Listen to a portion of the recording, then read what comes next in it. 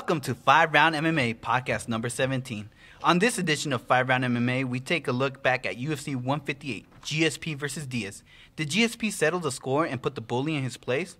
Also, we break down the other fights on the card and see what the future has in store for each of the participants. Please welcome Alex Ramirez and Albert Cita. Thank you very much, our producer Guillermo Cita, for the lovely introduction. And GSP did put a beating on Diaz, I guess you call it that. I guess in Canada that's considered a beating. Yeah, yes. I guess so. You'd think with the hockey, so it's a little more rougher there. But anyways, we'll get to that a little later on. As for right now, we got latest news and headlines. Guillermo, what do you got? I got Dana White not ruling out Herschel Walker to join UFC. Even though when he heard Herschel Walker sign with Strikeforce, he said it was a circus. I have no idea why Strikeforce would do that.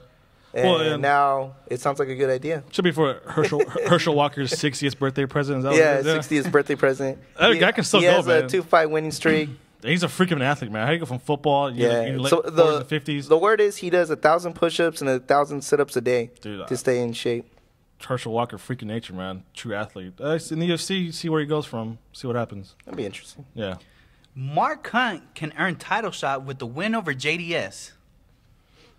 I think it's rightful contender. JDS just came off of a title shot. Why not? I don't want to see that because I don't want to see Cain Velasquez put the beating on the Samoan saying. So also, you already have Mark Hunt over. Dude, I crossed out JDS from the top 5 like 2 days. As soon as I heard Mark Hunt was going to fight JDS, I already crossed him out. Yeah, it's already a given. Not even a puncher's, not even a puncher's chance for JDS. No, it's going to be one of those. He's going to punch him and walk away. Wow. I wonder if Mark Hunt has the same kind of chin as Cabbage did. You think? If he does, I think he's pretty good shot against JDS. No, he's going to eat some up. Kind of rope a dope and then get in there, and then we'll see how that breaks down, I guess. And the latest news, since WrestleMania is coming up, Vince McMahon actually wanted to book a WrestleMania fight with Dana White. I don't know if I feel bad for Dana White or Vince McMahon, though. Is it a wrestling match or MMA? It'll be a wrestling match at WrestleMania. It'd be obviously I got Vince winning that. It'd be no holds barred, falls count anywhere, Hell in a Cell. Triple H will walk in, and then you'll get Joe Silva try and choke out Triple H when he walks in. Actually, pretty good idea. I like it. Vince McMahon, always the promoter, right? Yeah. Sees opportunities. Always thinking promotion first. Yeah, that's why he got to where he's at now, top of the business. But is that it for news and headlines? Yeah, that's it for today. All right, so stick around. Coming up, we'll have fight breakdowns of the main card at UFC 158, so stick around, guys. All right, everybody. If you like what you hear out there and want to hear more of it, make sure to follow us on Twitter at 5RoundMMA, and always check out the website, 5RoundMMA.com. 5 Round MMA is brought to you by SportsSceneTV.net. Get all your prep school sports information at SportsSceneTV.net. 5 Round MMA is brought to you by True Athletes Training Systems. Unlock your inner athlete at TrueAthletes.com. Now, the storm has settled in Montreal. Now it's time to look at UFC 158 for the fight breakdown. Yeah, I guess it was supposed to be an explosive card. It didn't really come out that way. I mean, Carlos Condit, Johny Hendricks had a good fight. You want to start with the undercard? I think the fight that stuck out to me was the Patrick Cote and Bobby Volkner. I thought it was a good battle back and forth. Both guys showed a lot of heart. Super solid chins, I thought. I think both of them put an impressive performance. So I think they'll be back in the UFC. Yeah, but there's only one little problem. What? I can care less. About the Predator? About the Predator. I don't care about Patrick Cote and his horse eating meat. Dropping down the welterweight? He doesn't in the stacked welterweight division? I wouldn't even consider him to fight any of the top 10. Not even Damian Maia. Get out of here with that. How about Jake Ellenberger? How about that? Well, Jake Ellenberger, oh, man. First of all, I don't even want to headline Jake Ellenberger. I don't even want to spend any time with Jake Ellenberger. Let's get to Nate Marquardt. Okay. The big disappointment of Nate Marquardt. Anderson Silva himself said, this guy is going to take over once I retire.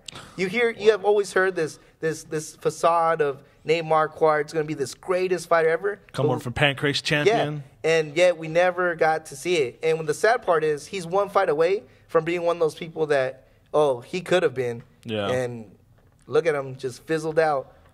I don't know what you want to say about Jake Ellenberger. I got nothing to say about him. So what? So you beat Nate Marquardt. So what?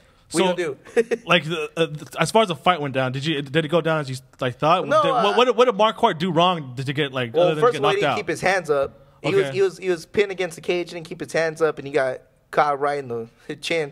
But he did have Jake Ellenberger rocked very early in the round. Yeah. He tried to explode on him, didn't connect any of it. He just didn't. It didn't seem like Nate Marquardt was all there. He keeps saying that he keeps advancing his MMA, his tools, but it almost looks like he's taking steps back. Yeah. I mean, he didn't have his hands up. He went for a weird kick. Yeah, I wonder too. Like early on in the fight, you saw Jake Ellenberger go for the leg kicks that were very successful for Tariq Seferdin. It was almost like he was trying to prove a point, like, oh, leg kicks don't mean nothing to me because I could throw them right back. Yeah, but you think maybe he came back a little too soon because his leg was it was like the fight was taken in short notice, but he really needs to make a big point in UFC, and that's why he took it. Yeah, I think he should maybe just take time now. Time to settle back now. He should wait until summer to return. Yeah, so what were your thoughts on the Johny Hendricks Carlos Condit fight? Like fight-wise, did Carlos Condit do enough? Oh my gosh, I give Condit so much respect now. That guy has a granite chin. I mean, Martin Kampmann just got clipped one Johny Hendricks' punches. Dude, Condit got full fist to the face 3 times, and it didn't phase him. Well, I mean, it phased him, but it didn't knock him out. Didn't Johny Hendricks break his hand though? Yeah, Johny Hendricks also broke his hand on Carlos Condit's face. Yeah. So. But it makes me wonder, like, what they thought going in, what the game plan was. Was Johny Hendricks going to come and swing for the fences? Like, he was really outclassed on the ground again. Like 2 fights in a row where Carlos Condit has like 0 wrestling at all. Yeah, you would think with this camp having someone like Diego Sanchez almost has a similar build to Johny Hendricks. Yeah. That he would actually practice with like those type of fighters and have them push him against the cage and try to muscle him down. But I mean, Johny Hendricks did what everyone. Yeah, Johny Hendricks is an awesome wrestler, but Condit didn't even really show that he can somewhat stuff it or at least, fight it out. Yeah, just because you're swinging from the ground doesn't mean you're really doing anything. And It's like, everyone always says that Condit has a good ground game, which he does. Yeah. That's not the point. The point is he shouldn't be on the ground to begin with. He's such a good stand-up fighter. That he needs to keep it in a neutral position for both. But it makes you wonder about what's going on in the Jackson camp because his fighters keep looking kind of... Yeah, but GSP had a perfect game plan. John Bon Jones has a perfect game plan, but I guess when it comes to Condit and... Cowboy Cerrone, I guess game plans don't matter. Yeah, when Garcia fights, guys, there's not real much of a game plan going on. And so, main event, GSP said he goes to a darker place, or he's so dark in his mind, people don't know about. But yet, we saw the same old GSP over. I saw the darker side. He squeezed just a little bit tighter on Nick Diaz than he. Was that the dark side he was talking about? He usually doesn't squeeze as hard or try to push him down as hard, or keep him down a little longer. Yeah, so he was showing his dark side that day. But, I mean, I don't know why anybody's surprised. I mean, this is the GSP I've known. This is the GSP that I knew was going to show up. It didn't surprise me one bit. Like, I'm a huge GSP fan, always been. And I thought this is the one fight he's going to come out and, like, just demolish Nick Diaz and prove a point. Kind of like worse here than we did to Josh Koscheck. But I almost think like the orbital bone was like kind of like an accident because just jabs. Yeah. But like, and then he comes, takes him down, just lays and prays. Not lays and prays, go elbows here and there. You're moving for position so the referee doesn't stop the fight. But like, dude, like you're talking all this dark stuff, crap, all this other stuff. And this is what you do. What you do, you put him down on the ground. Yeah, you stand up from jab here, then takedown. So it's like, I don't know. I'm kind of a little frustrated with GSP right now. It's like, dude, this is the one guy you had to finish. You had to beat into oblivion, and you didn't even do it. Like after the fight, who looked worse, Nick Diaz or GSP? Exactly. So, but I mean that comes to show you too the favoritism in the UFC. I mean, he goes out there, lays on them, and he gets actually praised for it. Yeah. When other fighters do the same thing, they kind of say, "Oh, he's a boring fighter," and they get cut even with the win. Yeah, but I guess, yeah. So coming up next, we'll have answer some of the biggest questions left after UFC 158. So stick around, guys. All right, everybody. If you like what you hear out there and want to hear more of it, make sure to follow us on Twitter at FiveRoundMMA and always check out the website, FiveRoundMMA.com. 5Round MMA is brought to you by SportsSceneTV.net. Get all your prep school sports information at SportsSceneTV.net. 5Round MMA is brought to you by True Athletes Training Systems. Unlock your inner athlete at TrueAthletes.com. Now it's time for a rundown of the biggest questions left after UFC 158. Yeah, so as always, these big pay-per-views leave a lot of lingering questions. What's next for this guy? Where does this guy go from here? Who's fighting who next? And I figured last Saturday was no different, right? So, Guillermo, what do you got for the first big question? Can Jake Ellenberger beat a top 10 ranked welterweight? No. Yep, that's 100% no. I think, to me personally, I think Ellenberger is like really overrated. Yeah. I think Nate Marquardt obviously isn't a top 10 fighter anymore.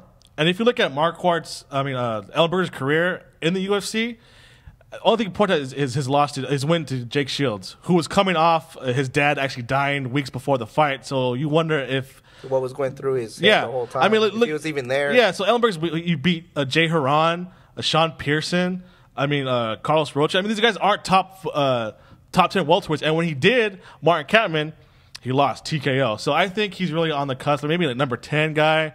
He might beat him, but as far as like he said, I'm one win away from a title shot. No, he won't beat a top 10 guy. He's 5 fights away. Yeah, like he'll have trouble with like guys like Damian Maia, even like John Fisher give him Carlos trouble. Condit. Yeah, so who he lost to before, but I think Jake Ellenberger is kind of overrated in my book. 2 great performances in a row, but also 2 losses in a row. What is next for Carlos Condit? He can't really move weight classes, And like, but I mean, he has the whole, exciting fighting style going with him. I mean, I don't know who wouldn't pay a ticket to see him fight, win or lose. yeah, but he keeps saying his ultimate goal is a championship. Don't get stuck in that Wanderlei Silva area where like, but he'll put on great fights and it'll be bloody, but like your ultimate goal is to get the big payday. To tell the truth, it's like we said earlier. I mean, if he really improves that takedown defense, he can become probably the greatest 170 of all time. I mean, just look at the GSP fight. He was doing good in the stand-up until GSP was able to take him down. Yeah, more diverse stand-up than GSP. Johny Hendricks, I mean, he was pushing the pace. He did very good standing up. He was able to take the hits, and it wasn't until he got taken down. Yeah. So, maybe needs to hire Mark Munoz as a wrestling coach. Right? I heard Mark Munoz is for her. Every time I see him on Primetime or Countdown, there's Mark Munoz. I brought in Mark Munoz to come train. Like, this guy has like an infinite training time or what? Yeah. So now Johny Hendricks defeats another top welterweight. Is there no question now that he is the #1 contender? There was no question before that he was the #1 contender. But he was guaranteed a title shot. He broke his hand in the fight. Yeah. I wouldn't be surprised if for some odd reason he doesn't get it. He can't do it. So we'll do a GSP and somebody else now. But Dana White said he's the #1 contender, but he was kind of iffy on like confirming a date and when and stuff like that. But last time he said he was #1 contender too. Look what it got him. Yeah. Another dangerous fight against Carlos Condit, but #1 contender. We also got Rory McDonald sitting out. Yeah, but he might have another proving point for Johny Hendricks. So now GSP wins by decision again. Anderson Silva won 3 fights in a row by decision, and the UFC called for his head. This is GSP's 7th decision victory in the last 8 bouts. Should GSP be more criticized? Yes.